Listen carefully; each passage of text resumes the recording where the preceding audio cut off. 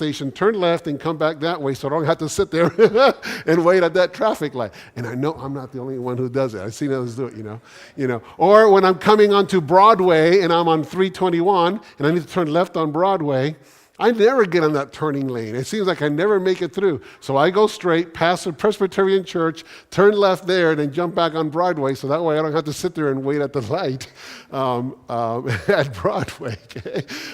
When I make a doctor's appointment or a dentist appointment, I usually try to pick the first appointment of the day, so that way there's less waiting because he got backed up with a whole bunch of people, and then you are scheduled for 5 or 3, and then you end up being seen at 4 or something. I hate waiting.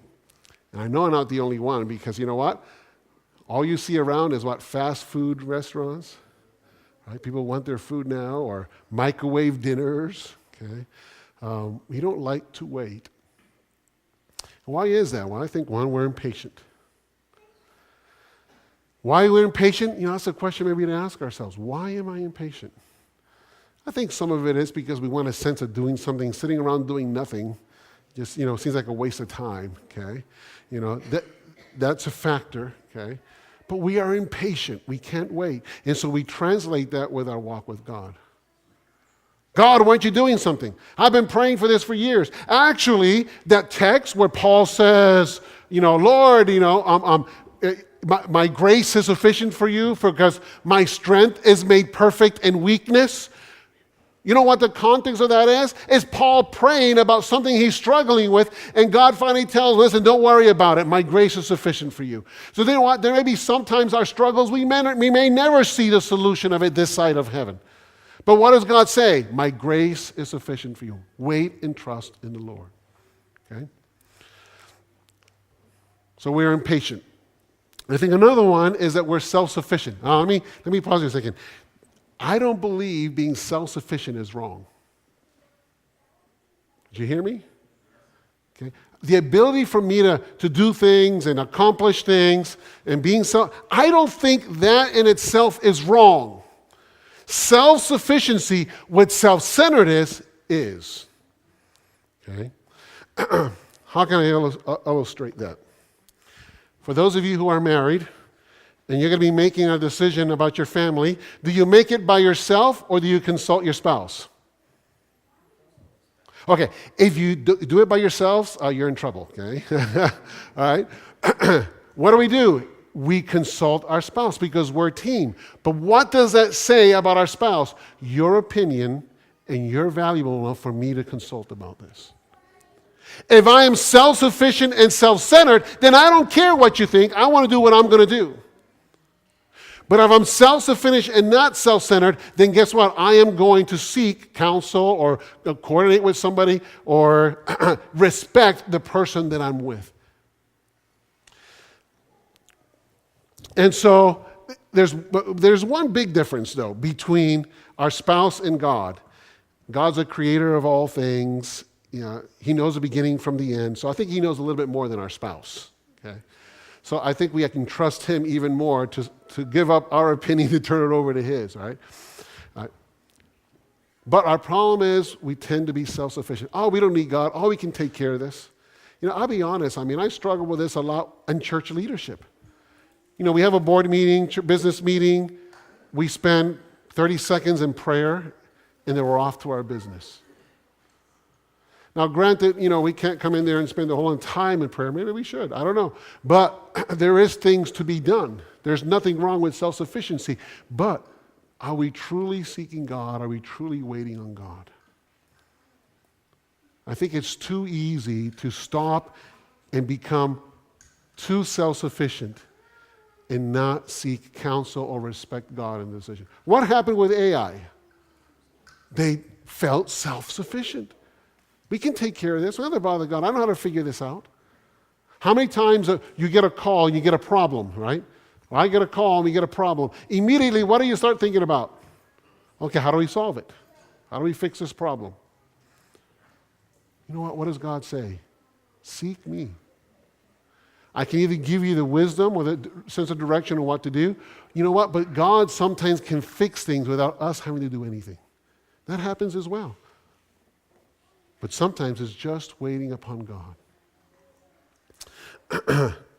And finally, ultimately, why do we have a hard time waiting on God? Is because we don't trust Him. I got to fix this myself because I don't see God doing anything.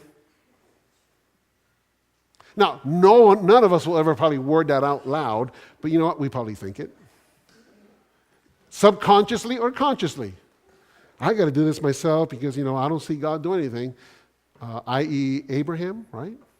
God's not doing anything. He said I was going to have a child, so let's go fix it ourselves. Okay. So we have to be aware of those challenges. But so what do we do? Okay. What do we do? I mean, what are we supposed to do then? Okay. Oh, wait. Okay, what does that mean? What does it mean to wait on the Lord? Okay. Let me tell you what I think, what ultimately, if we want to wait on the Lord, what that looks like.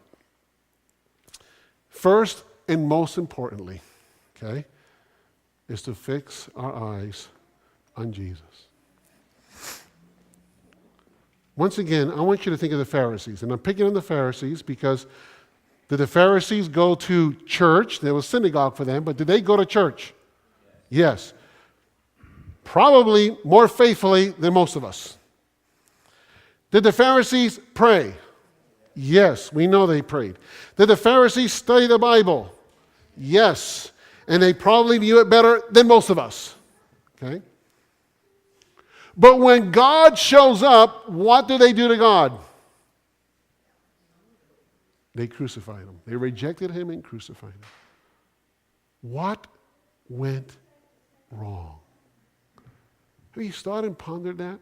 And how do I know I'm not doing the same thing the Pharisees did? I come to church, I study the Bible, I pray, I pay tithe and offerings like the Pharisees did.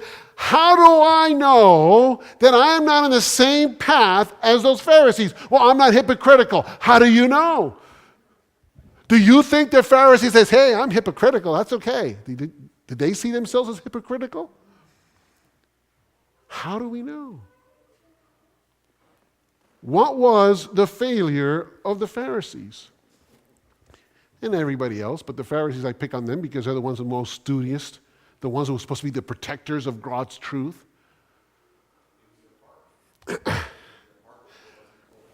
Exactly. What does Jesus say? You search, talking to the Pharisees, you search the Scriptures because you think that in them is eternal life.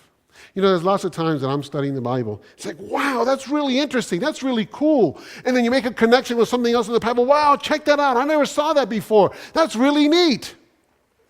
And I'm not saying that and it's wrong. But you can search the Scriptures to find all kinds of information, all kinds of connections, to see all these allusions from the New Testament to the Old Testament and the 40 days and all this kind of stuff, and never come to God. You search the Scriptures because you think that in them is eternal life. These are the Scriptures that testify about me. That's why Jesus says, I am the door. No one goes in and out except through me. That's why Jesus says, I am the way, the truth, and the life. That means that if you have all this information, you do all this kind of studying, and you don't have Jesus, you don't have truth. That means if you know how to live as a Christian, then you can tell everybody else how to live as a Christian, but you don't have Jesus, you don't have a Christian life. If you think you know the right way to live and the right way to proceed, but you don't have Jesus, you don't have the way, because he is the way, the truth, and the life. Where the Pharisees went wrong, and many countless Christians today and people, is that they get hung up on the things that's supposed to bring us closer to God and forget that we're supposed to get closer to God. The Pharisees were filled with the trappings of religion, but did not know God.